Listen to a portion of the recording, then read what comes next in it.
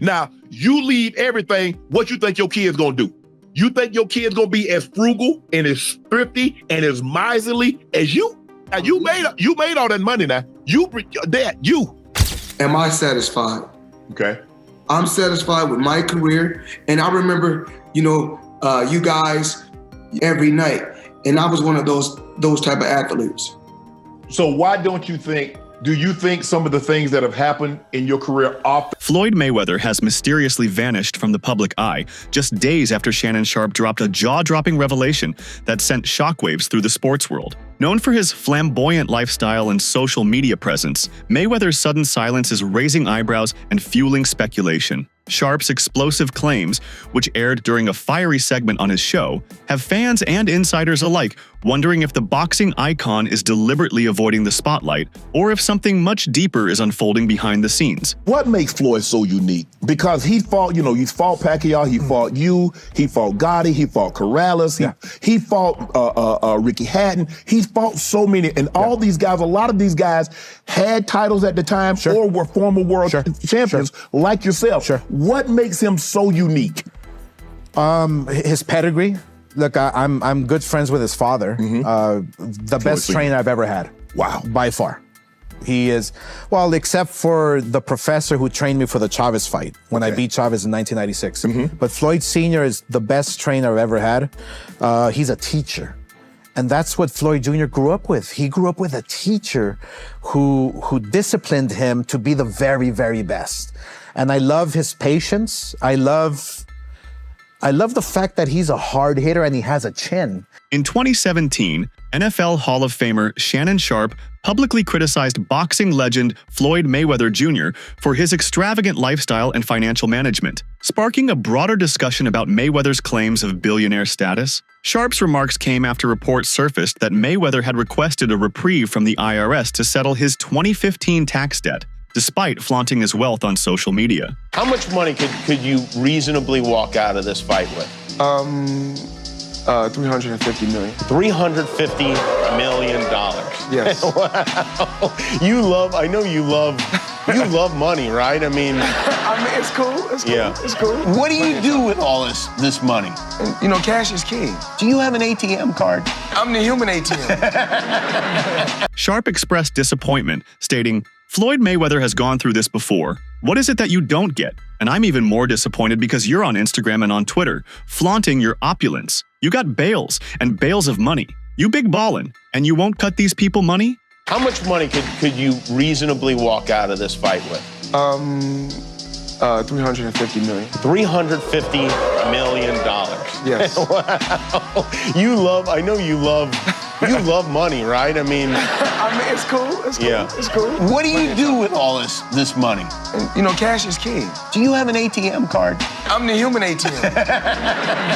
In response, Mayweather defended himself by posting on Instagram, asserting that he had paid $26 million to the IRS in 2015 and questioning the media's portrayal of his financial situation. He wrote, "While everyone is counting my money and assuming the worst, these are the facts. Uncle Sam received $26 million from me in 2015. What else could they possibly want?" Shannon Sharpe has consistently offered insights into Floyd Mayweather Jr.'s boxing career, often critiquing his approach to the sport. Following Mayweather's 10th round TKO victory over Conor McGregor in their 2017 crossover bout, Sharpe acknowledged Mayweather's tactical prowess but also highlighted concerns about the fight's competitive integrity. He viewed the match as a calculated endeavor by Mayweather, designed more for financial gain than for sporting challenge. He hit Floyd with that uppercut, flush, and Floyd kept coming. I think Conor knew he was in trouble. Floyd has a chin. I've told you before, he's got a chin. And McGregor doesn't punch as hard as you thought he did. And nope, he does.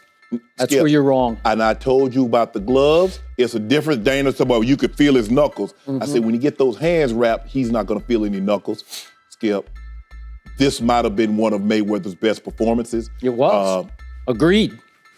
For the simple fact is, he had a 175-pound heavy bag in front of him with no head movement. Really, yeah, he was unorthodox with his stances, but I knew in a million years he was never going to beat Floyd Mayweather, Skip, because he's not a boxing tactician. He had too wide of a base. In the MMA, Skip, you need a wide base to guard against leg strikes and takedowns. So he had a wide base. He was too square on, so all this Floyd could hit. Sharpe's commentary reflects his broader critique of modern boxing, where he perceives a trend of fighters prioritizing undefeated records over facing top-tier opponents. He has expressed that Mayweather's influence has led to a culture where boxers avoid high-risk matches, potentially diminishing the sport's appeal to fans seeking genuine competition. Sharpe's perspective underscores a desire for a return to an era where the best fighters regularly faced each other, enhancing both their legacies and the sport's excitement. Shoulders, stomach, chest. As a boxer, you got to be like this. You want to make the target as narrow as possible.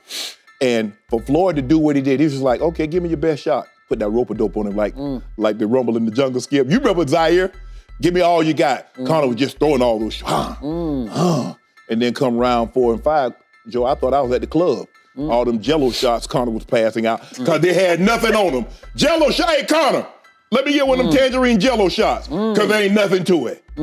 And Floyd walked through it, hit it, power shot after power shot. Skip, he wasn't doing nothing pretty, nothing, no peekaboo, no shoulder roll, straight right hands to his dome like I told you he would. Now remember, I ain't gonna run shoot this man. He too small, you effed.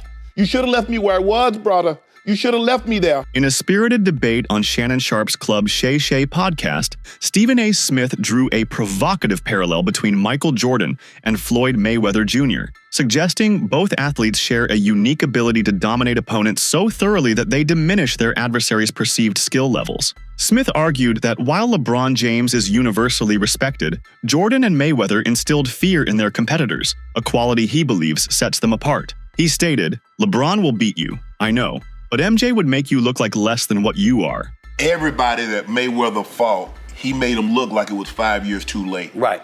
And that's the greatness of him. Yes. You look at the champions that this man beat and made them look mundane in beating them. Right. You talk about Mayweather, right? Mayweather.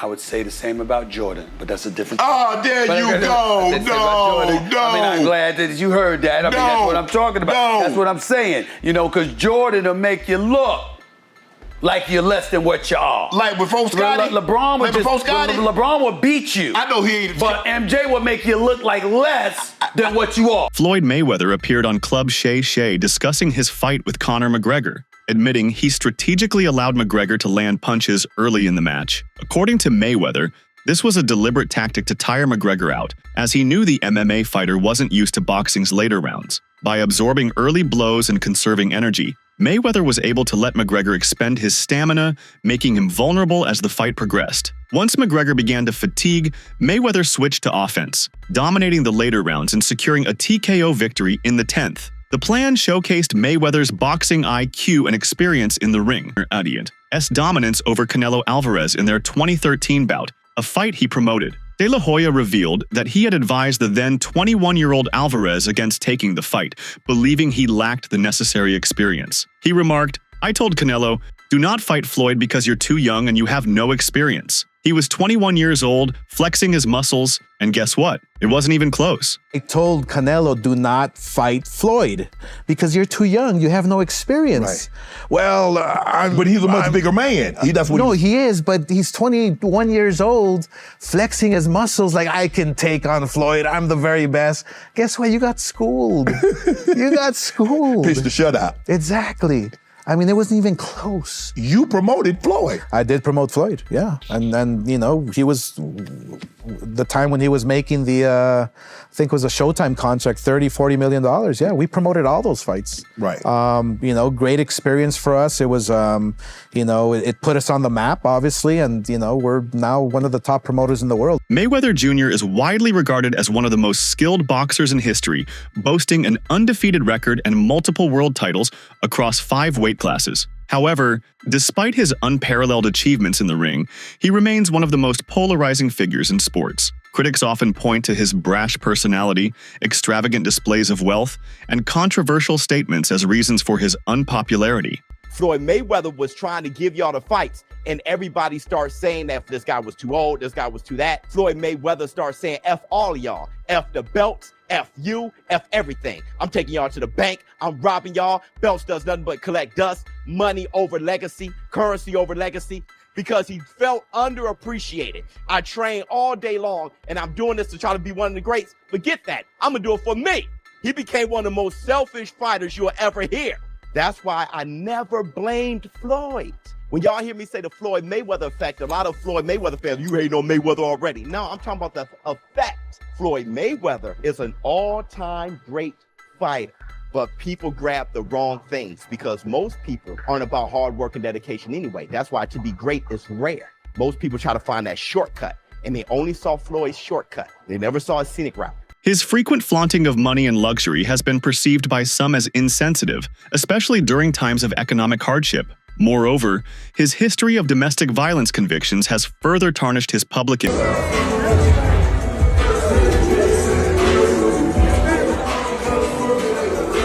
image, leading to widespread criticism and calls for accountability. In an interview, Mike Tyson reflects on the challenges Floyd Mayweather faces, drawing parallels to his own struggles. Tyson notes that Mayweather, despite his immense success, is likely experiencing the realization that few people are truly his friends, and that jealousy may play a role in this. He points out that while many other athletes have wealth, Mayweather stands out as the champ of the world, which places him in a unique and difficult position within the celebrity world. Tyson believes Mayweather must come to terms with the nature of friendship, recognizing that real friends may not be as glamorous as those he might desire.